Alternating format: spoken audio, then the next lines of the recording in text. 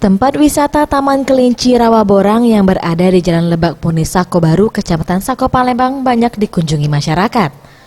Berbagai wahana dapat dinikmati mulai dari memberi makan puluhan kelinci dan permainan tradisional tempo dulu dapat dinikmati oleh setiap pengunjung. Direktur Taman Kelinci Dwi Agus mengatakan dalam sehari 500 pengunjung datang.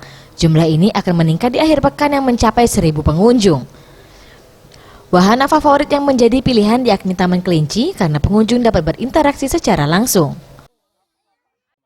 Karena saya lihat di sini kebanyakan tempat wisata itu dia menyajikan tempat-tempat permainan yang modern.